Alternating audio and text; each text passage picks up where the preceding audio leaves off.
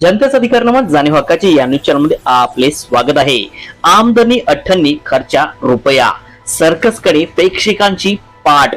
भावांनो, एकदा यायला लागतंय। 150 जणांचं कुटुंब, विद्युत रोषणाईचा खर्च, दिवसाला 1000 रुपये जागेचे भाडे आणि तुटपुंजी प्रेक्षक यामुळे कोल्हापुरात दिमाखाने दाखल झालेले ग्रेट बॉम्बे सर्कसच्या व्यवस्थापनावर आमदनी 98 आणि खर्चा रुपया अशी बिकट वेळ आलेली आहे।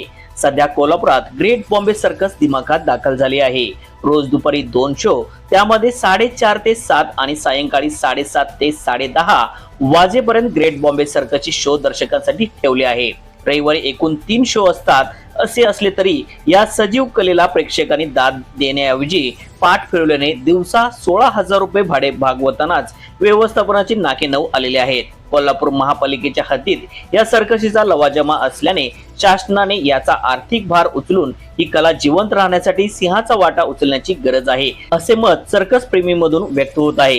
ग्रेट बॉम्बे सर्कस मध्ये श्वान सोडल्यास अन्य कोणतेही प्राणी नाहीत। सर्कशीचा प्रारंभ जोकरच्या आणि कलाकारांच्या शारीरिक कसरतीने होतो।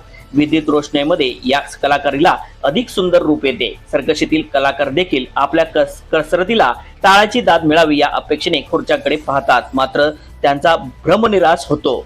गर्दी आणि दर्दी दोन्ही घटक दुप्परास्त झाल्याने सर्कस सुरू राहते, मात्र सर्कशीतल्या कलाकारांच्या आयुष्याचीही सर्कस पाहावयास मिळते। यासारखे दुसरे दुःख नाही।